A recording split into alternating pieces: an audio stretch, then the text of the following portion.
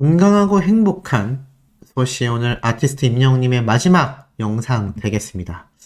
자, 아티스트 임영웅님의 오늘 캐고 소식 제가 쭉 전달해 드렸는데 후반부에 한 번 더 짚어 드릴 거예요. 자, 근데 임영웅님의 이 소식을 전하다 보니까 굉장히 깜짝 놀랄 만한 이야기들이 많습니다. 오늘 뭐 유튜브 구독자 150만 명 달성 이야기도 있었고, 최근 임영웅님이 이렇게 포천에 고향 친구의 결혼식장에 방문했었던 요 사진 모습들까지 각종 SNS와 인스타그램, 그리고 뭐 페이스북, 트위터 여러 플랫폼을 통해서 우리 임영웅님의 소식들이 쏟아지고 있는 상태입니다. 자, 이렇게 유명한 가수다 보니까 아티스트 임영웅님에 대한 뉴스가 언론 보도를 통해서도 굉장히 많이 쏟아지고 있죠. 자, 이 부산국제영화제에 임영웅님의 이야기가 등장한 것도 또 신유님과의 이야기도 제가 앞선 영상에 다 설명을 해 놓았습니다. 혹시 시청을 못하신 분들은 꼭 시청해 주시길 부탁드리면서, 자, 임영웅님과 직접적인 연관성이 있는 가장 큰 대기업이라고 한다면 어디가 있을까요? 맞습니다. 바로 CJ ENM 되겠습니다.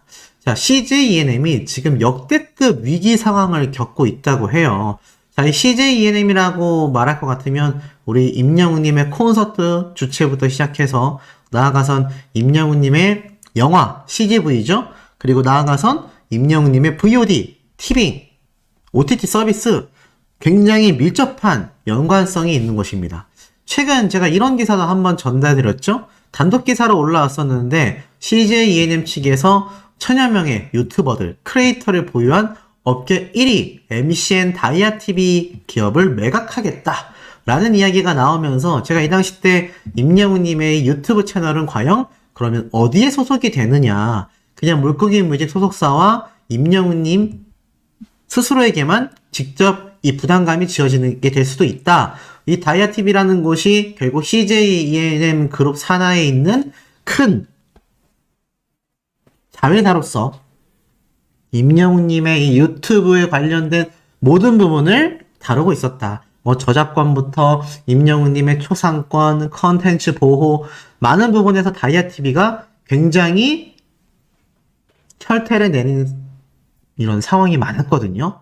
뭐 저만이 아니라 임영웅님 소식을 전하는 유튜버들은 한 번씩 다 경고를 받았을 겁니다. 뭐 임영웅님의 컨텐츠라던가 임영웅님의 어떤 콘서트 관련된 이야기, 또는 임영웅님이 불시에 등장했었던 장소의 모습들이 알고 보니까 임영웅님의 각종 영웅 본색 같은 컨텐츠에 사용될 장면들이었던 거. 그래서 그때 뭐 대다수의 임영웅님 소식 전하는 유튜버들 영상이 막 내려갔다가 다시 올라오는 그런 상황을 많이 보셨을 겁니다. 자, 그런 것을 관리하던 것이 바로 이 다이아TV인데, 그만큼 다이아TV라는 곳이 사라지게 되면 우리 아티스트 임영웅님의 영상 컨텐츠 보호라던가 유튜브 내에서의 여러 가지 애로사항들을 처리해 줄 수 있었던 큰 기업이 사실상 매각되는 것과도 유사하다라고 말할 수 있는 상황이 되고 맙니다. 자, 그렇다면 이게 사실 플러스 요소가 되지는 않겠죠. 임영웅님에게 있어서 이 요소들이 결코 플러스 요소가 되기는 사실상 어렵게 될 것입니다. 자, 이렇게 돼버린다면 현재 임영웅님의 지금 이런 CJ ENM의 안 좋은 이야기들이 사실상 호재라고 할 수는 없습니다. 하지만 상황 파악은 우리가 면밀하게 하고 있어야 되겠죠? 자, 그 내용을 한번 살펴보니 이런 기사가 올라왔습니다. 신용도 하향 압박을 받은 CJ ENM이 사모채로 400억을 조달했다. 기사를 읽어보니까요, CJ ENM이 사모채로 400억 원을 조달했다. 올 들어 연초에 3천억 원의 공모채를 발행한 데 이어서 차환 수요를 앞두고 다시 한번 사모채 시장을 찾았다라고 적혀져 있습니다. 자, 쉽게 말해서 공모채를 3천억 원 올 연초에 발행을 했고요. 사모채를 또 400억 원 조달했다. 제가 뭐 주식은 안 해서 잘 모릅니다만 대략적으로 살펴보니 이 공모채라는 것이 있고 사모채권이라는 게 있어요. 결국 채권이거든요. 근데 이 투자자들의 입장에서 볼 때는 사모채권의 금리가 공모채권보다 유리하지만 이 사모채권 위주의 큰 규모의 채권을 발행하는 기업에 투자하는 건 조심할 필요가 있다고 합니다. 왜냐하면 대부분 재무 상황이 급격하게 나빠져서 대규모의 자금 조달이 필요할 때 사모채권을 낸다라는 거죠. 쉽게 말해서 이 공모채권이라는 것은 굉장히 이제 좀 공지할 때에 공짜를 써서 전체적으로 채권을 발행하는 겁니다. 이것은 뭐 사실 주식하고 또 다른 개념이긴 하지만 우리가 이 기업의 채권을 사두면 나중에 이 기업이 정말 믿을 만한 CJ ENM과 같은 대기업의 경우 이 채권, 국채도 있잖아요. 국가 채권. 똑같이 내가 이 채권자로서 권리를 갖고 있는 거죠. 그래서 거기에 자금을 밀어 넣으면은 나중에 이 회사에서 이자를 붙여서 이 채권이 뭐 어음증서하고도 어찌 보면 좀 유사한 부분이 있다고 할 수 있겠네요. 그러한 식으로 보장이 되는 이 채권이 되는데 이 사모채권 같은 경우는 금리가 좀 낮긴 금리가 좀 더 좋은 면이 있지만 쉽게 말해서 공모채권보다 사모채권에서 이 기업이 나중에 보장해주는 금리 이율이 더 높을 거예요. 그래서 보장만 잘 된다면 공모채권이 뭐 1%라고 했을 때 사모채권이 만약에 2%다. 그러면 공모채권을 사는 것보다 사모채권을 사두었다가 나중에 기업에서 이 채권을 싹 회수해서 정리할 때 그 이율이 더 높겠죠. 근데 이게 문제가 뭐냐면 재무 상황이 급격하게 나빠지는 경우에 대규모 자금 조달이 필요해서 사용하는 것이 바로 사모채라는 겁니다. 그럼 보면 CJ ENM이 벌써 올 연초에만 3천억 원의 공모채를 발행했는데 지금 쭉 내려보니까 뭐라고 적혀져 있냐? 이 CJ ENM 측에서 이제 조만간 자신들이 빌렸었던 이 빚이죠?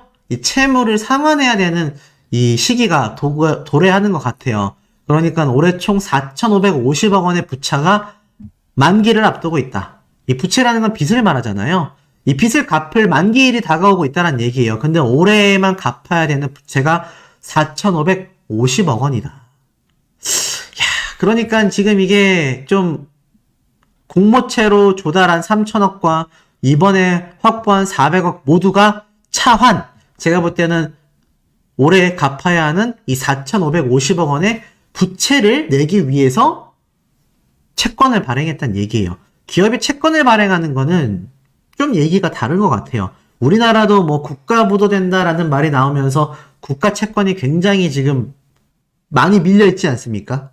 그만큼 채권이 많이 발행될수록 기업에는 좋은 이야기라고 할 수 없는데 만약에 CJ ENM이 흑자가 굉장히 많이 남았다면 굳이 이렇게 사모채라든지 뭐 공모채권이라든지 굳이 발행할 이유가 있었을까요?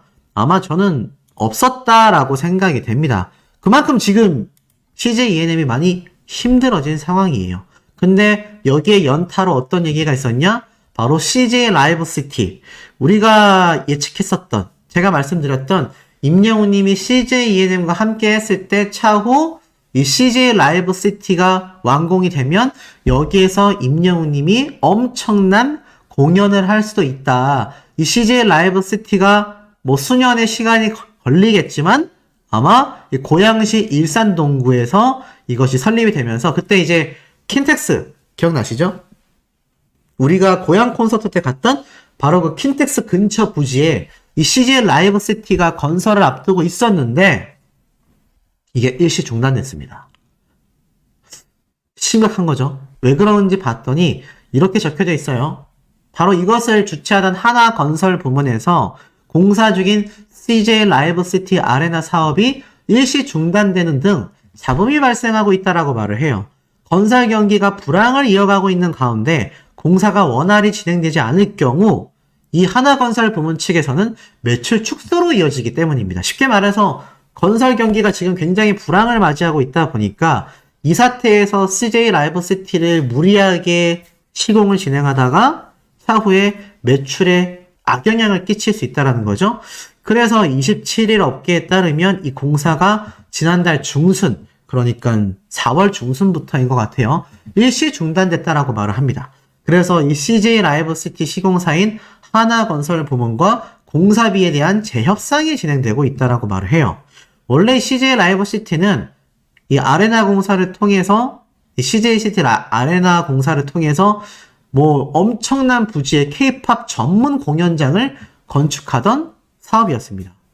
그래서 여기에서 이제 CJ ENM과 임영웅님이 2집 앨범만이 아니라 3집 나올 때쯤이면 이 CJ 라이브 시티가 딱 완공이 되면서 임영웅님의 공연이 이렇게 엄청난 대규모의 공연장에서 충분히 진행되지 않겠나.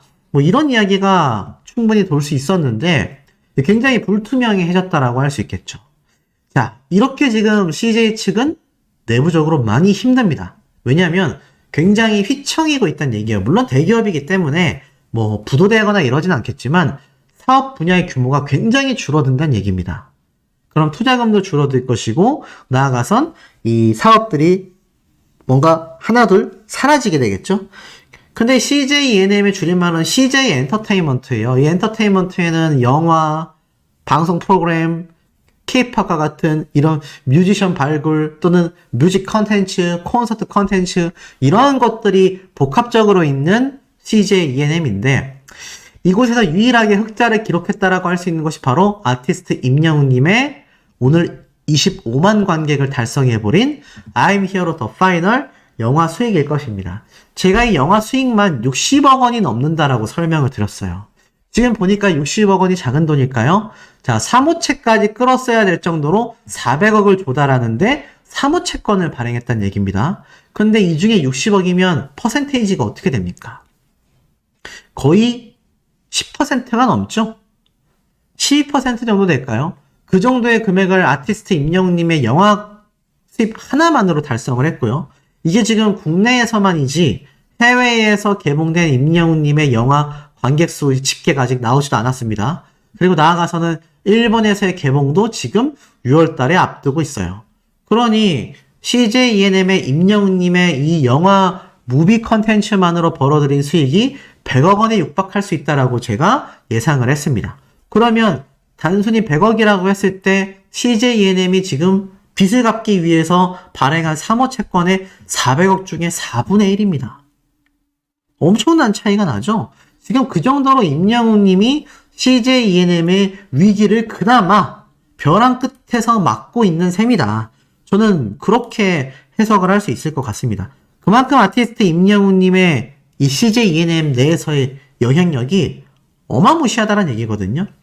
그리고 이미경 부회장님의 행보가 주목을 받고 있어요. K-컨텐츠 열풍 속의 CJ ENM인데 이 CJ ENM 측에서 지금 밀어붙일 수 있을 만한 사업 분야들이 바로 이 이미경 부회장님이 말을 했었던 영화 산업 그리고 K-컨텐츠, K-팝 컨텐츠밖에 없다는 얘기입니다. 그러다 보니 지금 내부적으로 여러 상황이 힘들어지고 있는데 이 가운데 이미경 부회장님의 올해 행보에 주목하고 있다라고 합니다. CJ ENM이 최근 영화 탈출, 바로 이 영화거든요. 칸 영화제의 13번째 이 탈출이라는 영화로 진출을 했어요. 근데 이 영화 컨텐츠가 사실 남는 돈이 많지 않거든요.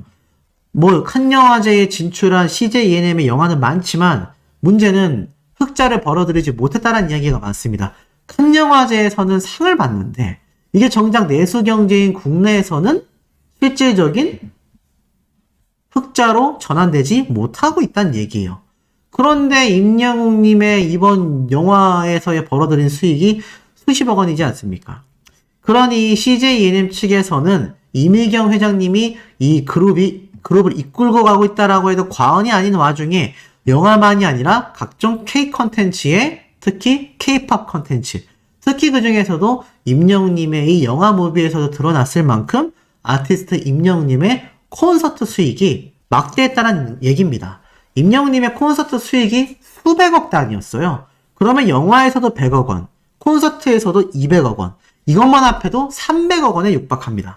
그러면 아까 앞에 말했던 사모채권의 400억 중에서 300억, 와, 거의 70% 이상을 임영웅님 혼자서 해결해냈단 얘기예요. 근데 그럼에도 추가적으로 400억을 조달받았고 올 연초에는 3천억 원의 공모 채권까지 발행을 한 CJ ENM입니다. 흔들흔들하고 있다는 얘기예요. 사업 분야의 규모가 축소될 수 있고 방금 말씀드렸던 이런 CJ 라이브시티 건설과 같은 굉장히 큰 대규모의 사업 분야도 축소되거나 지금처럼 중지될 수 있다는 얘기입니다.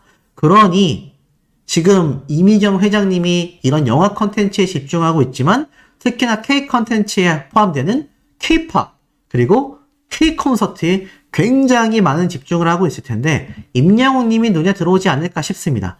이 시점에서 2집 앨범이 발매될 경우 아티스트 임영웅님의 콘서트는 또 어디서 진행을 하려고 할까요? 아마 CJ ENM 측에서 엄청난 파격 조건으로 임영웅님의 2집 앨범 콘서트를 준비할 가능성이 매우 높다고 생각됩니다. 그만큼 대기업에게 있어서 필수 선택이 될 수밖에 없는 자신들의 이 대기업의 흑자 매출의 플러스와 마이너스를 좌지우지할 수 있는 그런 가수가 아티스트 임영웅님이다라는 겁니다. 이런 임영웅님의 굉장한 행보는 여기에서 끝이 아닙니다. 아직도 쏟아지고 있어요. 이런 결과도 나옵니다. 세븐틴 아이브, 한터 월간 주간 차트 1위, 글로벌 인기를 입증했다. 근데 여기에서 굉장히 깜놀할 게 있어요. 굉장히 깜놀할 거. 뭐 월간 음반 차트, 주간 음반 차트 탑10 쫙 나오는데 한터 뮤직 어워즈를 여는 이 한터 차트는요. 뭐 그 어떤 외압에도 흔들리지 않고 굉장히 팩트로 객관적인 데이터를 발표하는 곳으로 유명합니다. 자, 이 한터의 월간 월드 차트에 보면요. 뭐 세븐틴 뭐 등등등 있는데 잘 안 보이시죠? 쭉 확대를 하면 자, 월간 차트 탑 10에서 어디서 많이 보이는 흐릿한 앨범 표지가 보입니다. 영웅시대라면 모를 수 없는 바로 임영웅님의 런던보이, 폴라로이드가 있는 미니 싱글 앨범이죠. 더블 싱글 앨범 표지가 7위에 랭크가 돼 있어요. 근데 더 놀라운 건 월간 월드 차트 탑 10에 임영웅님의 이 더블 싱글 앨범이 딱 7위에 있는데 주간 월간 차트는 또 어떠냐? 보이세요? 주간 월간 차트에도 주간 월간 차트가 아니죠. 주간 월드 차트 3위에 랭크가 됐습니다. 그러니까 주간 차트에도 월간 차트에도 탑 10 안에 우리 아티스트 임영웅님의 폴라로이드 앨범이 다 들어가 있는 겁니다. 야, 이런 쾌거를 월간 차트에서 임영웅님의 노래가 들어갈 정도의 쾌거를 우리 영웅시대 분들이 만들어내고 있다. 실제 기사 내용을 한번 쭉 읽어드릴게요. 내려보면 뭐 다양한 가수들의 기록 이야기를 하면서 뒤이어 아이브와 임영웅이 월드 차트에서 2위와 3위에 올라 대세 아티스트들의 인기를 확인할 수 있었다. 엄청난 팩트 아니겠습니까? 심지어 또 임영웅님이 춤을 췄던 애프터 라이크 댄스곡의 원곡자인 아이브 걸그룹과 나란히 2, 3위를 차지했는데 어찌됐건 이 아이돌들과 함께 월간 월드 차트에서 경쟁한다는 건요. 현실적으로 매우 어렵습니다. 왜냐하면 전 세계 팬덤이 너무나 많기 때문이죠.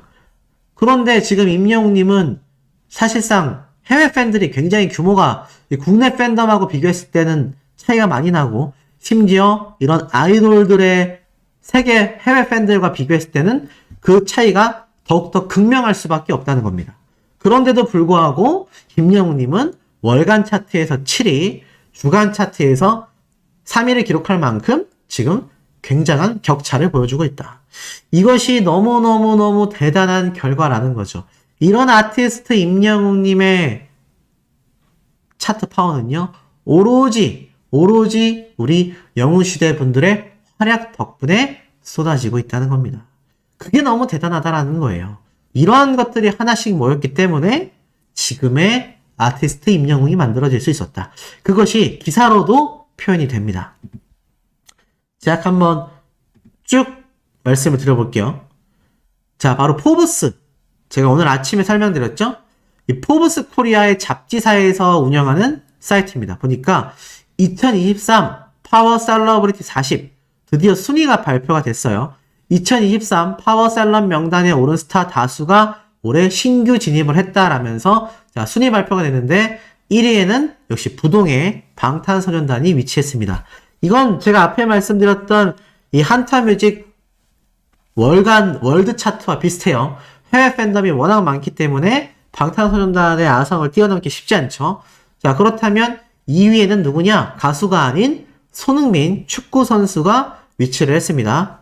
그런데 왜 2위에 들어갔냐면 손흥민 선수가 이렇게 아시아인 최초로 잉글랜드 프로축구 프리미어 리그에서 100호 골을 넣으면서 선정이 된 거죠. 3위에는 지금 방탄소년단급의 인기를 구가하고 있다는 블랙핑크가 들어갔고 4위에는 드라마로 초대박이 난 송중기 씨가 또 들어갔습니다. 이 드라마 시청률이 무려 26.9%였어요. 이거 뭐 엄청난 시청률이었기 때문에 송중기 배우가 들어가는 건 어찌 보면 당연할 수밖에 없습니다. 5위에는 누구죠? 밑에 나와 있다시피 바로 방송인 유재석 님이 들어갔어요. 유재석 님은 국민 MC라는 호칭을 20년 가까이 듣고 있지 않습니까? 그렇기 때문에 탑5 안에 들어갈 수 있었는데 여기서부터 대박이에요. 6위에 누구냐? 박수 치셔야 됩니다. 바로 우리 아티스트 임영웅 님이 딱 6위에 들어가 있어요. 와, 무려 6위입니다. 6위. 일단 먼저 읽어드리고 설명을 드릴게요. 뭐라고 적혀 있느냐? 소년제 트로트의 영웅. 트로트라는 단어 빼야 되는데. 어찌됐건 영웅이라 불리우는 임영웅에게도 무명 시절은 있었다. 2016년 8월 디지털 싱글 앨범 미워요, 2017년 멋이 중언니, 2018년 엘리베이터 등을 발매했지만 대중의 사랑을 본격적으로 받기 시작한 건 2020년 내일은 미스터트롯에 출연하면서부터다. 당시 실시간 국민 투표 773만 1781표에서 무려 25%에 달하는 득표율을 차지하며 우승자 진으로 선정이 됐다. 이후 지난해 첫 정규 앨범 I'm Hero를 선보였는데 발매 첫 주 만에 110만 장이 넘는 판매고를 올리면서 역대 솔로 가수 중 첫 주 판매량 최고 기록을 경신했다. 와, 대박이지 않습니까? 그러면 오늘 격경사가 몇 개죠? 자, 한번 세볼까요? 오늘 임영웅님의 격경사 첫 번째, 발매 1주년을 맞이한 첫 정규 앨범. 두 번째, 25만 관객수 돌파. 세 번째, 유튜브 구독자 150만 명 달성. 네 번째, 포브스 코리아에 선정이 되었는데 이게 무려 탑10 안에 선정이 됐고 무려 6위의 기록을 세웠다. 자, 오늘 제가 아침에 이런 말씀 드렸습니다. 이승윤 씨가 이렇게 선정이 됐다라고 제가 이야기를 드렸잖아요. 이승윤 씨가 이렇게 포브스 코리아 표지를 달성했는데 이거 아쉬워하시지 않으셔도 된다. 순위로서 선정되는 게 아니다. 심지어 이승윤 씨는 20위권 후반에 있을 정도로 큰 격차가 나온다고 했습니다. 몇인지 볼까요? 자, 표지 모델을 장식한 이승윤 씨 쭉 내려보다 보니까는 29위에 랭크가 되어 있습니다. 근데 이게 참 놀라운 게 여기 정동원 군도 있고요. 뭐 배우들도 김혜수 배우도 있고요. 송가인 씨도 있고요. 굉장히 쟁쟁한 스타들이 이 40위권 안에 다 들어가 있습니다. 김태리 배우도 있고요. 뉴진스가 27위에 있고요. 송혜교 씨가 25위에 있고요. 근데 자, 이런 엄청난 배우들과 유명인들, 아이유 씨가 18위에 있습니다. 근데 이게 너무 대단한 게 임영웅 님이 6위 안에 랭크된 것도 너무 놀라운데 제가 한번 세볼게요. 포브스에서 선정한 이 40위권 내에 사진이 들어간 유명인들을 세보겠습니다. 자, 방탄소년단 하나, 임영웅님 둘, 손석구 씨 셋, 박은빈 씨 넷, 조규성 씨 다섯, 아이유 씨 여섯, 배다빈 씨 일곱, 김태리 씨 여덟, 안효섭 씨 아홉, 강태호 씨 40명 중에요. 10명만이 이렇게 사진이 삽입이 됐는데 저는 이게 왠지 제 생각입니다. 실질적인 요번 2023년에 선정된 파워 셀러브리티의 진짜 순위가 아닐까라는 생각이 듭니다. 그렇다면 방탄소년단 다음으로 누가 사진이 들어갔냐? 스포츠 스타인 손흥민 씨도 아니고요. 여자 방탄소년단으로 불리우는 블랙핑크도 아니고요. 엄청난 시청률을 기록한 송중기 씨도 아니고요. 국민 MC인 유재석 님도 아닌 바로 임영웅 님이 두 번째로 사진이 삽입되어 있습니다. 야, 이게 지금 얼마나 굉장한 일입니까? 더불어서 제가 앞에 말씀드렸던 이 손흥민 씨가 엄청난 100호골을 달성했고 블랙핑크는 해외에서의 반응이 폭발적이고 송중기 씨는 요번 재벌집 막내 아들, 저도 이거 정말 재밌게 봤거든요. 종편 방송사 채널임에도 30%에 육박하는 시청률을 만들면서 송중기 씨의 인생작이라고 평가받았기 때문이고, 유재석님은 부동의 국민 MC죠. 자, 이런 쟁쟁한 스타들 바로 뒤에 위치한 게 바로 우리 아티스트 임영웅님이다라는 겁니다. 그러니 이 쾌거 소식이 지금 얼마나 어마무시합니까? 소씨가 왜 박수 쳐야 된다라고 말씀드렸는지 충분히 이해가 되시죠? 자, 손석구 씨 역시 마찬가지입니다. 손석구 씨도 요번 여러 드라마에서, 영화에서 활약을 하면서 거의 뭐 올해의 가장 인기 있는 배우로 칭송받고 있는데, 여기에 임영웅 님이 6위에 랭크가 되어 있다. 와, 정말 우리 영웅시대 분들의 활약상이 너무 대단했구나. 결국 오늘 정리를 해보면 어떻죠? 임영웅 님의 미담은 파도 나오는, 까도 나오는 양파처럼 너무나 따뜻한 인간 본성에 대한 인성의 재증명, 거기에 첫 정규 앨범이 신기록을 세웠었던 쾌거에 이어서 너무나 뜻깊은 1주년, 거기에 임영웅님의 이 따뜻한 인성을 전달하는 이런 어린이들의 어려운 병마와 싸우는 환경에 도움을 주기 위한 기부, 거기에 영화 관객수 25만 명 돌파, 거기에 유튜브 150만 명 구독자 달성, 거기에 단독 예능 방송 마이 리틀 히어로 방영 직전 20억 뷰 조회수 달성 기대와, 거기에 임영웅님의 요번 트로픽 랭킹 탑 5 선정에 한터 뮤직, 한터 차트 월드 랭킹 탑 10 달성에, 그 중에서 3위입니다. 3위. 주간 랭킹은 심지어 3위예요. 거기에 포브스 코리아의 당당한 임영웅님의 모습. 와, 제가 오늘 두 번째 영상이 오늘 할 이야기를 다 담은 게 아닌가 싶을 정도로 초대박 소식들이 엄청 쏟아졌습니다. 저는 이런 내용들을요, 조회수를 위해서 막 3분, 4분, 5분 나눠서 전달드리지 않습니다. 그만큼 임영웅님의 이 엄청난 쾌거 소식들을 한데 모았기 때문에 앞으로도 이러한 형태의 영상을 많이 전달드릴 겁니다. 그래서 급하신 분들은 앞에 있는 5분에서 10분 내용을 집중해서 들어주시면 되고, 그 이후에 이런 깜짝 놀랄 내용들과 분석 내용을 듣고 싶다면 끝까지 들어주시면 너무너무나 감사드릴 것 같습니다. 자, 저는 빠르게 또 아티스트 임영웅님의 세 번째 영상 제작을 하러 가야 될 것 같습니다. 구독, 좋아요, 알림 설정, 스밍, 투표 활동 부탁드리면서 우리 영상에서 곧 만나요.